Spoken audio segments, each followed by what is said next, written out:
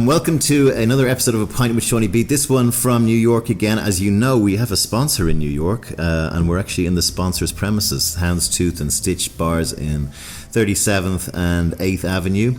You go in there, you mention A Pint with Seaniebee to Nick Cohen, the owner, and you get a free pint, even if I'm not there. I'm here with a very good friend of mine who I've known for 10, 15 years. He is an absolute character, a man who's marched to his own drum. And he's here today to talk about his life, and he never is shy of his story. Craig Smith, welcome to the podcast, Craig. Thank you, Seaniebee. Pleasure to be here, sharing a pint of water with you. We're having a pint of water. Craig will explain why he's having a pint of water later, I hope, but I'm off the booze for January, and so we're sitting in a rather forlorn basement, the only two people in it. It was funny, I had a friend that used to stop for 3 months of the year, and I never really understood it at the time, but I do now. So hats off to the... We met in Singapore, and one of the first things I remember about you was you told me that you nearly became a professional footballer. I did, yeah. Yeah, I was playing with Sheffield United for the longest time, and I think the time came where you get told whether you're being taken on as a professional. Dave Bassett, I think it was, said to me... Craig, he says, you've got the heart, but you haven't got the technical ability. Oh. And at the time, I didn't really sink in what that meant, but I completely understand it now. It was the first time I actually had to come to terms with failure. That took me about 3 days to get out of my bedroom. I've written a piece in a play I wrote, which is what happens to the kid whose dreams are shattered when he's 12 and no one recognises it. Yeah. You know, it's pulled from you. You can't go on about it because it's pulled from everyone. Yeah. But it is a dream, and it is failure. Yeah, and it is for reasons that you kind of can come to terms with. You know from the 12 guys around you that you're not in the top 3 or 4. Yeah, there's a point at which you actually realise that you're in touch with the sense of who you are, and that's okay. And it doesn't matter where you fit in the pecking order, or you're one of those people that feels very conscious of what everybody else is doing, and as a result that it becomes the philosophy which you live your life by, which is always competing. You find a person that you aspire to, and you go after that. That was my mission, to be better than this person. In the north of England, we were either workers or miners, or we went to fight. There's always this class struggle with the north of England and the south of England, and I feel like I grew up knowing my place. I actually did quite well at school.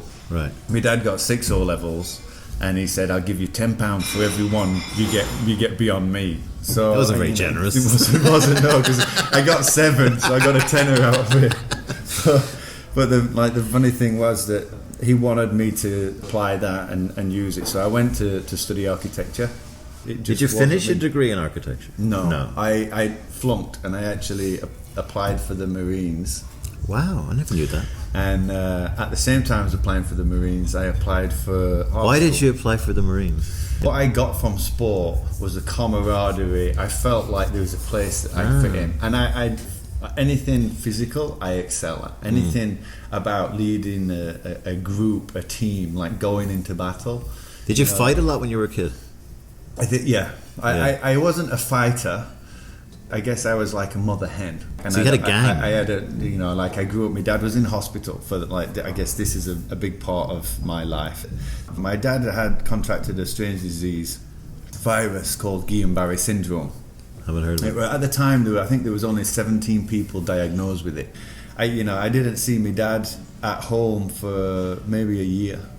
Was it autoimmune problem? It was, and basically it's he was walking on crutches, and then within a week he was on intensive care on full life support. The only thing he could actually use was his eyes, but it felt like a lifetime. And growing up at that time, like I grew up with my mum and my sister, and I think that formative time when you needed a dad around, my dad was fighting for his own life. In hindsight, that's something that I look back at, and having that, not having a man around, being the kid at school that everybody bullied because I didn't have a dad. Really? Oh, I didn't have an older sister. an older brother, like all my mates did. Yeah. It was one of those things where I went from being that kid that was the big kid that everybody used to pick on to I've got to protect myself. Right. And so I started playing sports and getting more aggressively into I've got to prove who I am, put my stake in the ground as a man. My mum taught me to fight, she taught me to punch. Right. Kept coming home out like crying and because I'd been beaten up because somebody stole my ball on the yard, and she remember in the garage she told me how to get the stance, and then she says just smack them in the face as hard as you can and I promise you they'll never give you trouble again. And it, you know, like it worked. Kind of true, yeah. Did your dad's health improve then, or is he still with us? Or yeah, no, he's with us now, and they're awesome.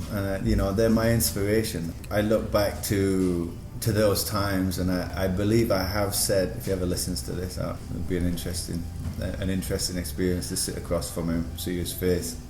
But I have said, I think that was one of the best things that happened to our family, Dad. You know, and I really thank you for going through it and for fighting. And more, my mum will always say, well, everybody worries about your bloody dad. What about me? You know, like I had to bring 2 kids up. I had to work. We didn't have insurance. Yeah. But yeah, I look at that. Whenever I struggle, it's like, it's nice to have these things in life that you look back at and you go, oh, that's what it feels like. I respect you. Now I've experienced something similar. Yeah. It didn't kill me then. You know, where each time I kind of hit a wall, it's like, well, you know, I remember when this happened. I remember when I didn't make it as a professional footballer. I remember when I didn't make it as an architect. I remember when I lost that job, and the moments in time that are the crossroads. So let's go back to the Marines thing. What happened there? My granddad told me some stories about when he was in the war. Right. First, it started out by saying, you'll never make it in the Marines, you don't have the discipline. And I'm like, what are you talking about?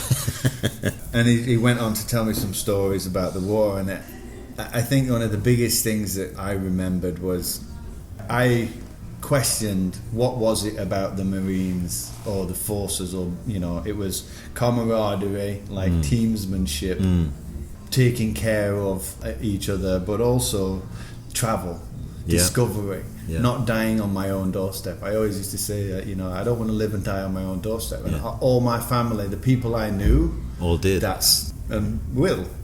And for whatever reason, I just didn't have that satisfaction of acceptance. There was an interview and an acceptance to a 2-week officer training course in Dartmouth, and then I also got acceptance to an art college.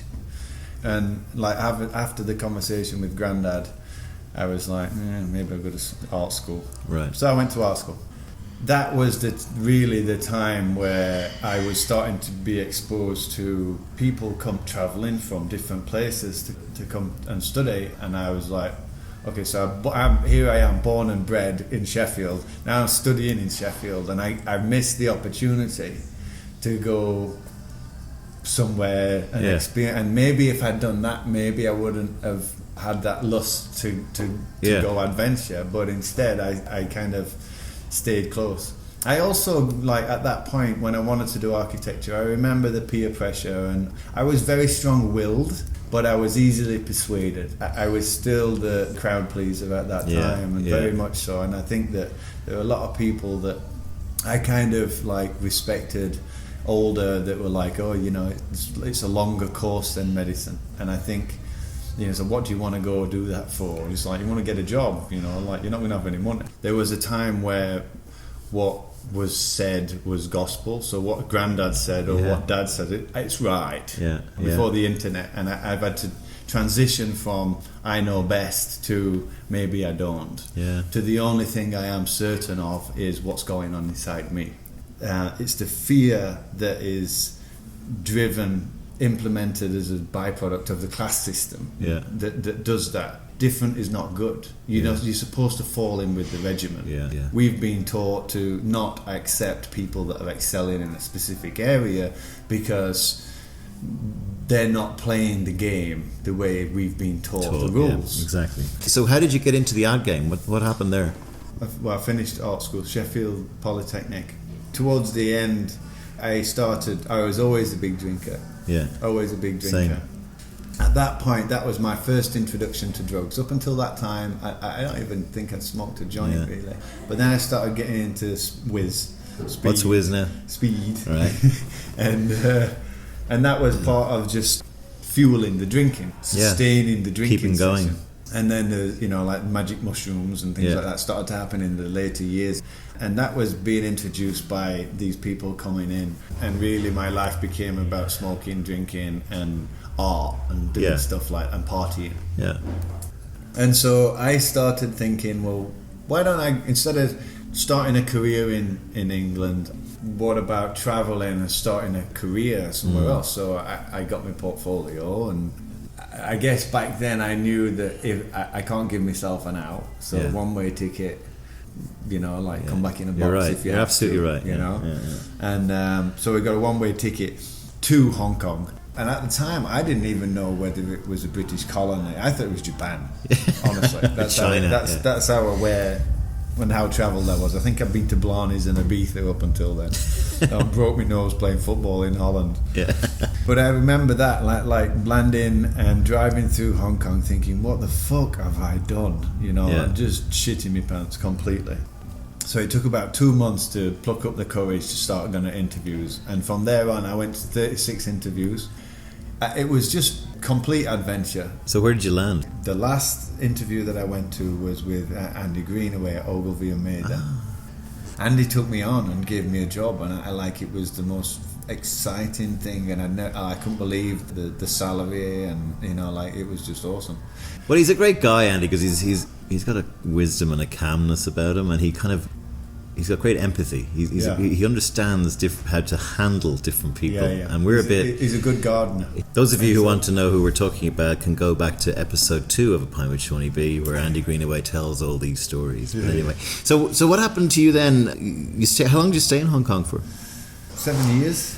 I think one of the greatest things that I took from Hong Kong was to be a minority. Yeah. To go from calling chinkies when I go to the Chinese chip shop, and come from a place that is very racist, but not intentionally, just the way it is. They're different, to sitting on a tram and people not sitting next to me because I was the white devil or the white ghost, the Guaylo. It was the beginning of understanding that we're all the same but different.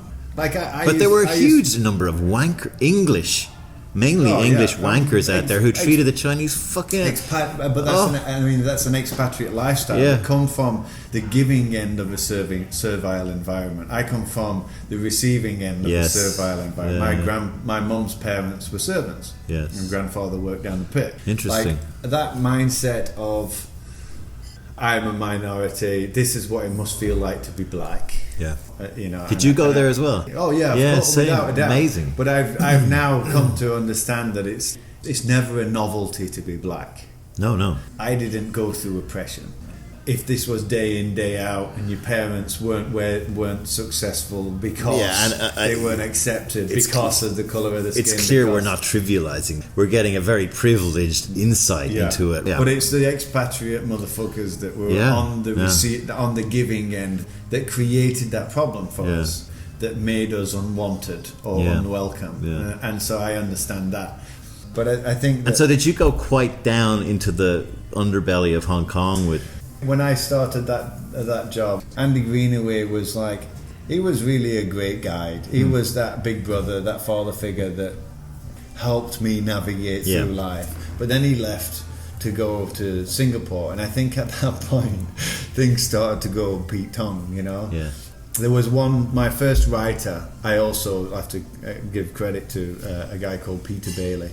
And Peter Bailey, he was also struggling to find his place. Yeah. What Hong Kong did is it's a melting pot for wanderers and drifters that are searching for something. Yeah. And Peter Bailey used to see me kind of turning up for work or being hungover, and he'd actually say, "Why don't you come climbing? Why don't you come climbing with me?" And he got me out on the rock, and that actually transformed my life. It allowed me to reconnect with that team spirit, putting yourself out there and getting back in touch with nature, and that really kind of salvaged the spiral that I was inevitably gonna like hit. I had to decide between drink and whether I was going to continue climbing, because it was dangerous. I'd turn up on the rock 6 o'clock on Saturday morning, I'd have sewing machine leg, and I'd have the drink hangover ditters. We'd climb through the summer, and through the winter we'd run a trail called the Macklehorse Trail, which is a 100-kilometre run. He was actually taking a team to run the Macklehorse. You have supporters to come and support you at the different stations, bring you dry socks, bring you some food, and just a friendly face. And 100 kilometres is pretty fucking long. Yeah. And I turned up with a backpack, some spare socks, after 5 pints of Guinness, when they were 10k into it. And I ended up running it the whole way with them. Did you really? Yeah. Jesus. I didn't get a medal or anything. No. Why did you? But I probably deserved it. Because I was drunk. But it was that was an example of how extreme it was. +10, -10. Well, that's the peak, the best version of me. Right. And then there's this other version, which is advertising, cronyism, tapping into that expatriate world, which was the seduction to the dark side, if you will. Yeah. It's interesting that you throw advertising under the bus, which I totally agree with, by the way. Yeah. But just that fucking bullshit lifestyle that you loved and you hated and you knew was wrong, but you did it. I guess I felt like I was being pimped out, but I allowed it to happen. Yeah. And but the wankers out there, and feel free, of course, to do your usual hatchet jobs on this conversation. They get on me, go, well, why did you go into it then, you fucker? Look at all the money it gave you. Look at you, and you're able to stand on your fucking horse now, going on advertising. Yeah, I am doing that, and I am very grateful for the money I got from advertising. But my point is this: advertising could be so much better. Yeah. And it could be have much more fucking integrity about it. Yeah. And it could do more good for the world. Yeah. And it could look after its people better. It's run by fucking wankers. And that's my point. Because most people in their heart who work in the industry and have done for the last 20 years, deep down in their heart, they know it is a fucking rancid thing that could be beautiful. Yeah. Could be beautiful. I think, that's I couldn't agree more. And someone said to me about my time in Hong Kong, and when they first met me early on, they said, you're a really nice guy. Well, I'm surprised because you're a fucking wanker. I didn't realise what, but now I'm getting to know you. And I think that was the first time where I realised that advertising, if you're not careful, it will create a facade. Because what we do as advertisers is we create facades. All that I learned about applying an essence, a story to a brand, I started to do that. Right? It's I've got a public face and a private face. Wow. And I think that Hong Kong was the first time where I started realising that I want to bring these closer together. Yeah. But the problem was I didn't know who the fuck I was. Because I'd been pretending to be these things.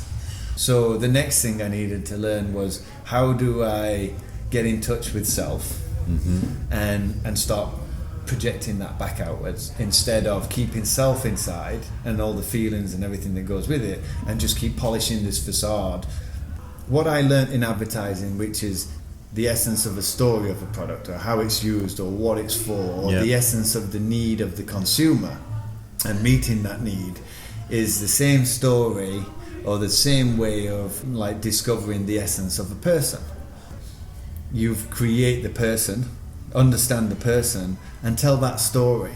And if that story doesn't match the product, you don't introduce them. There's a Gladwell-esque book in that, I reckon, mate. I think so. Yeah, get onto it. So when did you move to Singapore then? Is that right? So back to the original question, which is, did you get into the underbelly of Hong Kong? So yes, I definitely got into the underbelly of Hong Kong, and it was when Andy left, and I met a new group of friends, and I spent less time with Pete and less time on the rock, and I really discovered ecstasy and coke and partying and but the debauchery and insanity that came with it was just. If there's an area of my life where I have to bite my tongue, this is one of those times, because there are times and experiences that took place that I still haven't really gone buried deep enough to kind of uncover them. I think they're better off staying there. And I do say one day there's going to be a movie that's going to expose this from my point of view. Wow. And I think that one of the low points. One morning I woke up with a tattoo, and I remember my girlfriend at the time punching me in the face and saying, "You told me you were going to wait for me to have a tattoo." And I got to work and my writer had the same tattoo, and I'm like, "Where did we get this from?" And it was like Ricky and Pinky's opposite the Flying Pig in Wan Chai. Mad. And I had a video camera. It was like the trickle of one big Christmas party, and I had the video camera and I stuck it into one of the girly bars, and the curtain punched me. Yeah. And I remember like laying on my back, like what just happened. Yeah. And the bouncer came out, and I ran in, put my video camera down, and says, "Look after this." And I ran back out and started getting into it with these bouncers.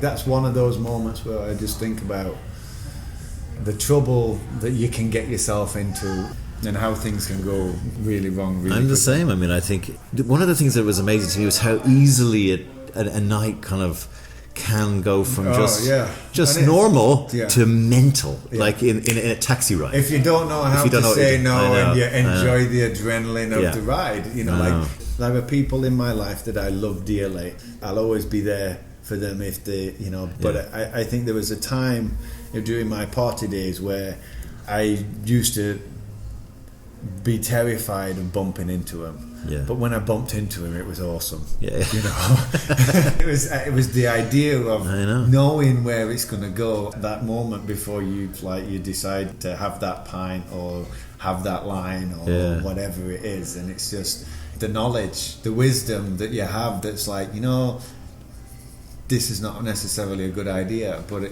it's always seems to be a good idea shortly after. And then so why did you go to Singapore? So I went to Singapore. Andy Greenaway offered me a job. Were you pretty much spiraling out of control by the end in Hong Kong, or were you still holding it together? Yeah, it was nuts. Right. It was nuts. It was really nuts, to the point of turning up for work after spending like the day in the girly bar, right, and then turn up at work and continuing work, and that was kind of somewhat acceptable. Nobody really frowned on it. It's amazing the resilience that you have at that age. I didn't really know it was wrong. What actually happened, it's just the darkness after a hangover. Like I used to call it, it's like the 1 day, 2 day hangover. The second day is just the gnarliest. The first day you feel like shit. The second day is the chemicals in your brain are starting to reconstitute themselves. Yeah. And that lack of DHA or whatever it is that kind of gives you that good spirit that I didn't have. Yeah. They were the days that were the suicidal days. When every day becomes that feeling, then you need a drink or you need a line. That's the path to addiction. Yeah. In my Did you ever get suicidal? I think there are moments in my everyday where I have moments that are just, like they're very dark flashes. Really? I'm not a happy person. Trying to talk as candidly as I can, I think, for the benefit of anybody that's listening, really. Just because I think that it's okay I agree. to have feelings of elation, and it's okay to have feelings of, I just don't want to fucking be here. I don't want to have to go through this. And every day I have those feelings, and to a point where I just want to break down. Then I go to those places of what Mum must have gone through, what Dad must have gone through. My dad told me a story of when he was in hospital. I remember one time he wheeled himself to the stairwell, and he says, I remember looking down and I wish I could fucking get myself up so I could throw myself over that fucking banister, and he couldn't do it, I don't think he would have ever have gone through it. And I think that the time that I'm most at risk is when I've self-medicated. So in some way my brain function is, the chemicals in my brain aren't working the way they're supposed to. So whenever anybody's at risk from those thoughts, it's okay to have those thoughts. Yeah. It's not okay to act on those thoughts Correct. in a way that continues them or feeds them. I think the way to deal with those feelings of depression or of suicide or of darkness is to play with them and to make them your friend, you know, like they take the bull by the horns kind of idea. So The black dog. accepting that every part of what goes on inside of you and trying to give that compassion is the first path to understanding. Until you can do that, it becomes like an area, like you don't visit that place, you just push them into a box and you keep stuffing in it. If you don't acknowledge those feelings and thoughts and impulses, then eventually They gang up when on you do inebriate yourself, that's when that box explodes. Yeah. And you either don't come home for a week, Or you don't come home at all. or you don't come home at all. And I think that's the difference between where I came from and what happens now.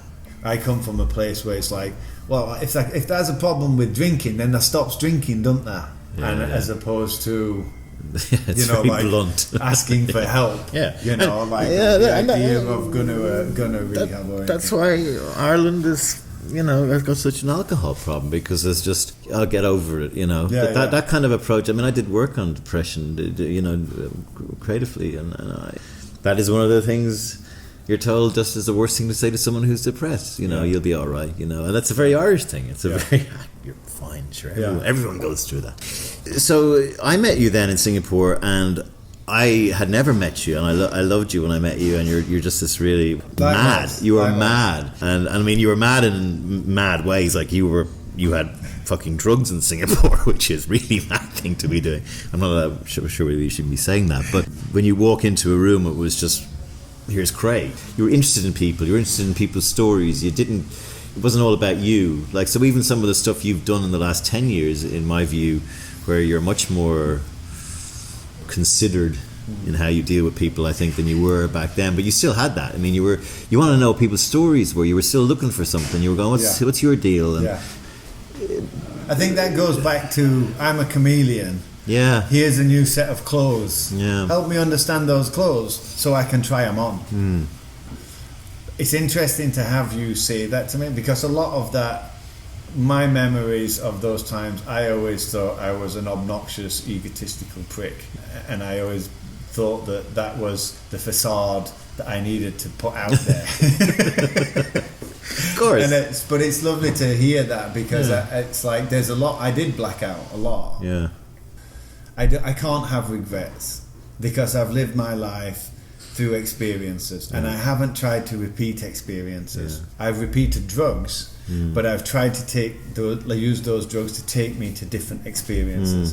Some of them awesome, unimaginable, and some of them so sad or dark or horrible, terrifying, that I can only come out of them, that walk of shame, walking home, of like, phew, I got away with it. Dodged a bullet there. And I pick myself up from feeling that remorse or guilt by saying, one of my friends doesn't have to go through this, or my kids won't have to because I'm doing experience this, because I'm taking the bullet I'm for going them. to tell them, And it's I'm going to tell them. Okay, I want to be able to share these stories. Yeah. This is probably the first time I've ever actually gone on record as to the conversations and experiences I've had. Like the insanity, like I still don't think it's insane to have drugs in Singapore. Like when you get to know a place and it becomes so familiar, then well, it is insane because of the consequences of getting caught. You'll end up with train tracks down your arse for the rest of your life. Thank you for correcting me. You're right. It certainly is insane, but it's certain. I guess what I'm trying to say is it just felt normal, and I think that's part of the problem that I've always had with authority, is like it's more of my protest against being governed. But the scary story behind this is you, and you remember this. Craig just missed this. There was a swoop on basically, the gang. You know? There was a party, and there were about 50 people at a party, and I was supposed to be at the party, and 25 of those people actually ended up doing time. And the reason I wasn't at that party was because I was so hungover from the night before. I had a fight with my girlfriend, and I remember going to see a friend and smoking some crack, and kind of walking home about 7 o'clock in the morning, like staggering into the house, and I just couldn't bring myself to go to this party that night. Wow. The next day, a buddy of mine called and said, "Have you seen the newspaper?" I'm like, "No." He's like, "Get a newspaper, read the newspaper." Went out, got a newspaper, and it was a story of this big bust.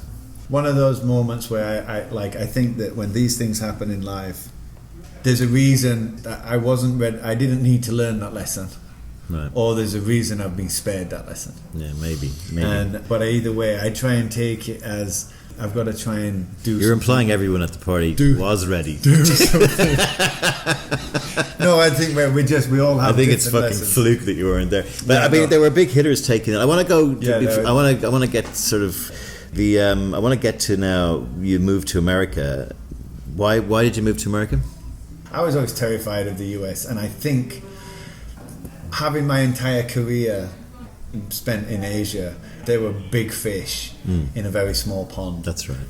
I had that same feeling that I had of being in England, you know, like I had to get away from this or see what was beyond, especially in the advertising business. Yeah. You know, like, and then you've never worked in London either. Neither I had never I. worked in I London, came for the never same worked reason. I say you got to prove yourself in one of those two Yeah. to say that you were actually any good at advertising. Yeah. I sat down to write 3 letters to 3 agencies. The first letter was to Wyden Kennedy.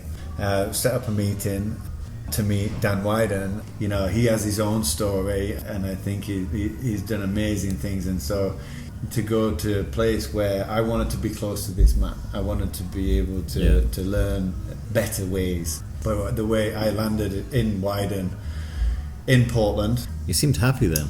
I mean, I was so proud. I was so proud of myself. But the sad thing was that the casting wasn't right for me and a partner at the time. In hindsight, I still have to make amends with a few people. Right. I need somebody to have me back. Yeah. I can't be feeling insecure. I have to feel like I'm grounded, and I have to feel in a good place. And so I went from having my dream job, giving probably like a 60% of what I knew was inside. And even to this day now, I think if I was to take a full-time job, that I would be proudest to take a job back at Wyden Kennedy in Portland. Yeah. And because I have to say, I think I agree with you about someone having your back, or at least being able to trust your co-workers and colleagues. And that's actually not just a Wyden or that guy thing. That's a kind of a corporate culture thing. You're encouraged to be in competition with your colleague at your level, because they somehow think, that they can like rats in a cage, and one will emerge victorious. And it's kind of horrible. It's what we got when we talked about earlier about the ad business. Talk to me then about how the wheels fell off. So after, I think I was at 18 months, I was in Portland, and things weren't working out. And I accept responsibility. At the end of the day, we can only blame ourselves. It's very easy to point fingers. I didn't have the chops. From there on, I had this 3 months of transition where I kind of wound it down with Wyden. So we moved to New York, got married, and started a new job at BBH. That's right. So, and that was going really well. But again, I not finding my feet is less about my inefficiencies as a human being, but more about the transition between East and West. I came from a way of doing advertising and winning awards to a place that did it differently. It was more constrained, more grown up, more process oriented, and duller. And duller, certainly. So I have a good story around this, and this is the time when people like Andy, who Craig introduced me to back in Singapore, and we were partners, but we were worried about you because I came over from Asia for a trip to New York, and we went. You were having trouble with your ex-wife, and you said, I need you to talk to her. And I said, I don't really know her. And you said, no, come on over. Help me. Yeah, come over. It's Sunday. Come on over. And I went over to Brooklyn from my hotel in Midtown, whatever. And we were in some little wooden bar near your house, and it was Sunday afternoon, and we were drinking there, and we were drinking bottles of beer, and you were telling me what was going on, and you know you're in a bad way, and for every one bottle I was having, you were having two, and I was like, okay, I haven't seen this fucking speed drinking before, and then we went back, and you said, right, talk to Sean, and then you went downstairs, and I was like, I only met your wife for the first time then. And it was like, really, I was like, fuck, this is awkward, and then we went out to a party down the road, and it was like, fuck, we're going out. And it was like, it was full on. It was I was Sunday. I didn't get up for work the next day. I was wrecked. But yeah, so I'm assuming this was par for the course. You were partying just as hard in an environment and in a situation that doesn't really like or allow that. Everybody I knew at some point was partying hard, going hard in some way, shape or form. It's just that I was always that last person. Was like, everybody go home, so I go from being the life and soul of the party to where's everybody gone? And I'm on my own, and now I'm like, fuck, you know, I'm terrified of being on my own, so I do more drugs, or I drink more, or I go find another party. Why were you terrified to be on your own? I never had the chance to get acquainted with myself. Right. I think part of running at life so fast, life ultimately slows you down. And like being a partier, the process of life, getting married, meeting someone, going through the machinations of settling down and planting roots and preparing for children. If you don't really kind of adjust to that process, eventually you find yourself in isolation, and you have to make a decision. Do I keep this life going, or do I come to a point where I just say, okay, what do I want to do from here? And it's like that come to Jesus, or like was there a conversation. And I think at BBH it actually came to a head at the BBH 25-year anniversary in Miami. That being just a great party, but I remember somebody handed me 3 Vicodin for the weekend, and I just unknowingly just kind of popped them, which is kind of like the habit, and I just turned into this crazy person.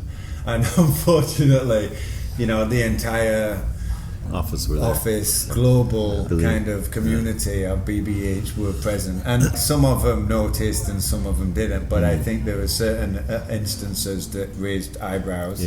And then when we got back to New York, I was taken into a room, and an amazing lady who was the HR lady at the time said to me, Craig, we know you like to party, and we're not critical of the work that you do here, because we think you're an awesome member of the team and we love the work, we really appreciate it, but you spend so much time at the office. But the way you party, there's a point where in the office and in this environment, you need to know that we can't protect you. There's a point where we just can't protect you, but we want to help you. And this was that point where I was like, Facade came up, that Northern English language is like, what? Because I'm drinking. What? Like I'm the only one. It's like, look at, and I started like thinking all making these excuses. People that I'm surrounded by that are like crazy as I am, but for whatever reason, I was that party got back to me. You know, right, it's like that went around the town. And I saw, and it's like that's hard. It still kind of makes me cringe. And it's like, you know, like it makes me tearful, like kind of talking about it. But I think this is part of it. I've got to be able to share these stories openly, and you know, at that point in that room, you know, I had to make this decision. Well, obviously, I am being given a warning. This is the time where I need to decide, where do I go from here? Do I want to continue my career? Do I want to advance on this path? Or do I just want to take a dog leg and just get back on it? And I think this is like more than anything, the reason I want to share this is because this is an example of a corporation taking care of its people. I guess not every corporation can afford 40 grand to send their people to rehab, but that was what was offered. Well, the irony is they can. They can, yeah. And they No, just of don't course they bother can, their fucking yeah. holes.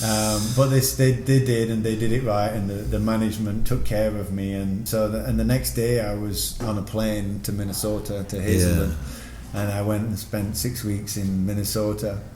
I made a decision, I'm going through this, I've decided to do this, so like, well, let's bring it on. And I took my video camera and I wanted to make a documentary, and they're like, no. This is all about... See if I see any famous people. None of that bullshit, Craig. It's like, this is about you going inside, which was my greatest fear. Yeah, of course. Craig Smith getting to know... I mean, it might Craig be Smith. useful for you. I mean, people were very aware of this all over the world. And worried about you, people, because you are a very loved guy, believe it or not. You know, a lot of people do love and care for you deeply, and there was a huge exhalation of breath when that happened, because there was a Making me cry. Don't cry. There was an implicit part of your friends, myself included, when we think about you, that something bad's going to happen. Yeah.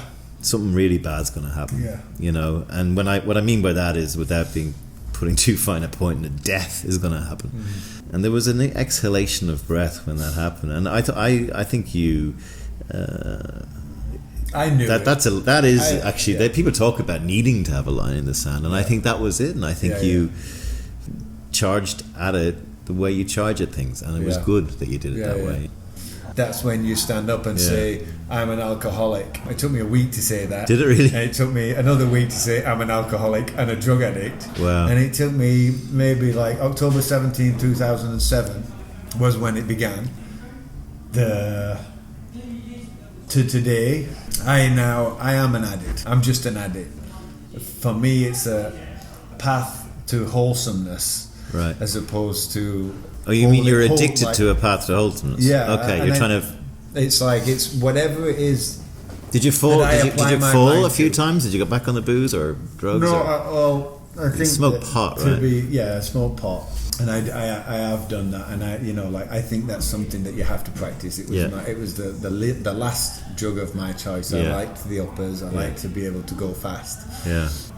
Weed has actually helped me in ways that, like, meditation helps me. Yes. It takes me to a place of having no choice but to be present. Once you get over the panic and your mind racing is like, my mind isn't doing what my body's doing, oh fuck, I'm dying, and once you get through that panic of being altered in a different way, and for me it was being slowed down, and you get to a place of acceptance of being still, but being able to channel your mind in a way where you can listen to what's going on inside, listen to the feelings, and then have a conversation with those feelings with yourself. It's like, well, what does this feeling mean? Learning to deal with shit that you can deal with, that is closest, that is most urgent, of greatest priority, and most relevant to who you are, and to what your aspirations or what your needs are. And starting there and starting to pass this information, like I've been doing. I do a lot of Vipassana meditation now. My wife is my guide for that, and every morning she's... You have a new wife, it must be said. I have a new wife, Min Jung Ko, and I haven't really met. She's part of my salvation. Yeah. How hard was it to stay clean? The breaking point for me in rehab was, the therapist said to me, what does it feel like? And I was trying to explain this kind of sense of anxiety of like, I don't exist, or like I'm not complete.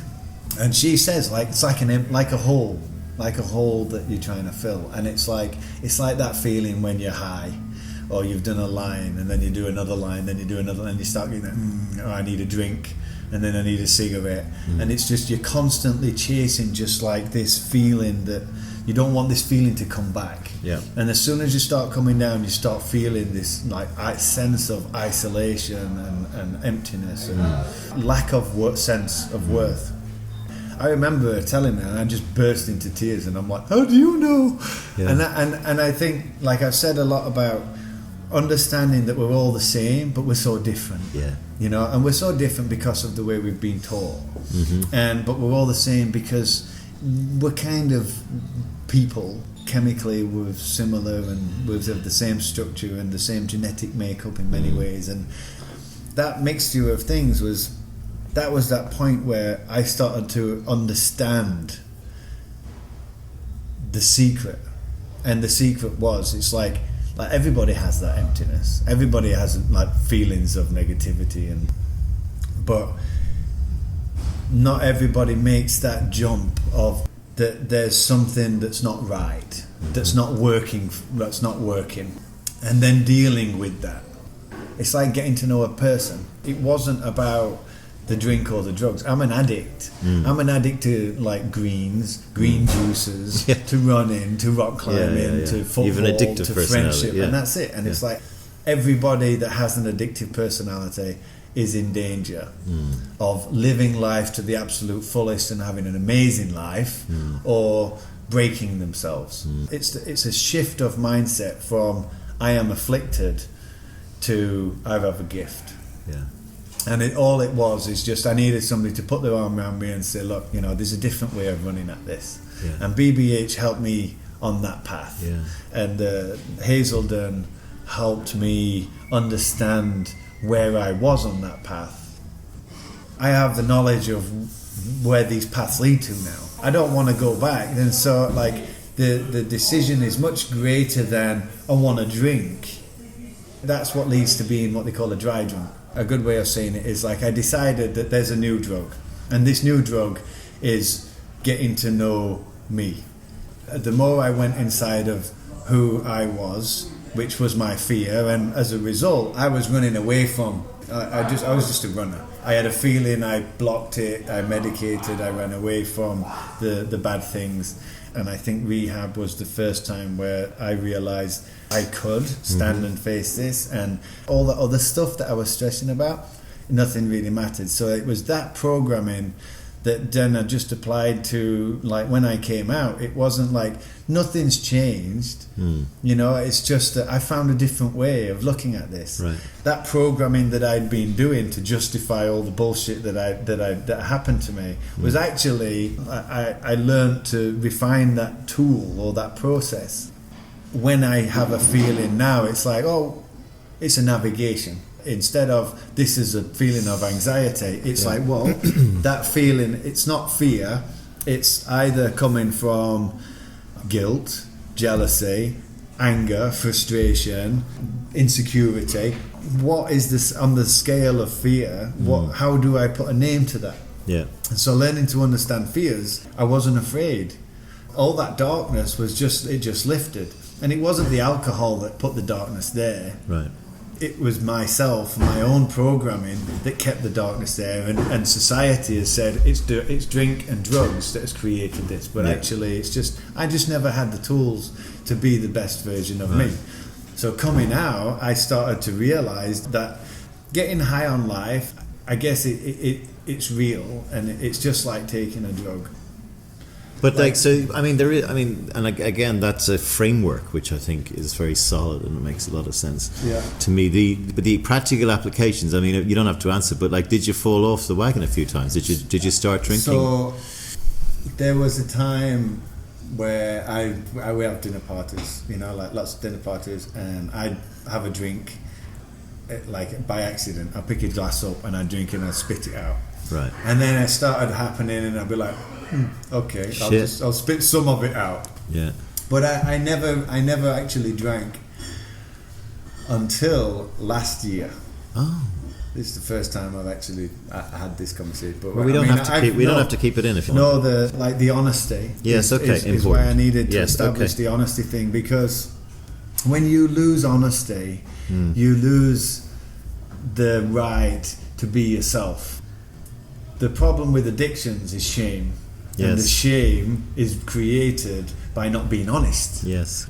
But the hardest thing as an addict is to say, you know what, when I go on this road trip, I want to have a sit down and I want to have a beer with my dad at the campfire, because my dad still comes from that camp, and if they knew that it was going to make me want to drink, he wouldn't drink. And it, like, even to a point where he's like, "Oh, Craig, you know, if you're going to start drinking, I don't need to drink," you know. Yeah. You know, but it's like, no, Dad, it's like, this is actually, it's part bonding, but it's like, it means I know that I wasn't a dependent addict, biologically dependent addict. I know that I was addicted to the habit. Yes. And it's about changing the habit, changing that process. So you were able to have a couple of beers with your dad? So when we went on a recent road trip, on RV trip, I started having a beer with him. Yeah. I still like that buzz. Like, I'll have one, and then it's like, you know, I'll just nick a couple and I'll enjoy that buzz, and that'll set me up for the day. The discipline of keeping it to that. But I like to get shit-faced. Yeah. I like being high. I like what it does to my brain. I like the creativity. But I have to say, I'm just as creative or more creative when I don't do any of that stuff. Tell me the role Kodiak had to play in this. You suddenly appeared again in the wilds of Alaska. I came back from rehab at BBH. They stopped me from going on a few jobs. But there was a job that came up, which was to shoot a clinical therapy campaign for Vaseline in Kodiak, off the coast of Alaska, population around 10,000 people. Everybody has a diverse kind of lifestyle. The weather conditions are diverse. Everybody has more than one job. They live off the land. They have a thing called subsistence, so they can catch a quota of halibut or fish and salmon, you know, and different meat, deer and bear and things like that. At that time, there was probably 20 hours of daylight, and so I'd turn up in my waders with all my fishing gear in the car, having spent 2 or 3 hours fishing already. Turned up at the shoot. We went to a different person's house, interviewed them, made a mini documentary about them, their life, from the point of view of how it affected their skin. And then I would take off and go fishing again. And I think it was just this realization of, this is what humanity is, the highest point of humanity, coexisting, taking care of the land because the land feeds you, and understanding where your food comes from and what goes into that food because you have to catch it. And also the sense of community, taking care of people.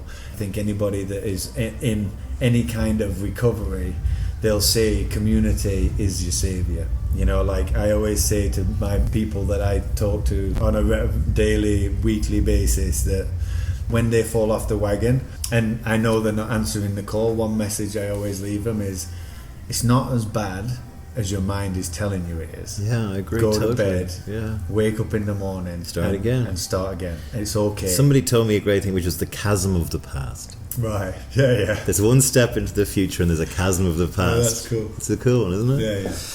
So you also mentioned before we pressed record that this is somehow elementally back to Sheffield and north of England.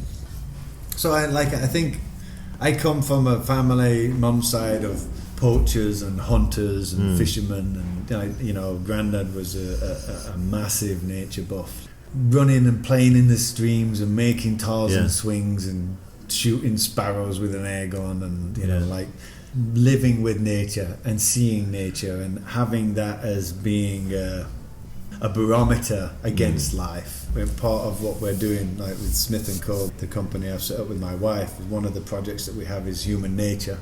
And in that, it's about creating juxtapositions between humanity and nature and how fucked up that process is. Give a plug for where people can see your work on smithandco.com. Smithandco.com, okay. Yeah, smithandco.com. So tell us what it is. Broken down into 3 components: be, say, and do.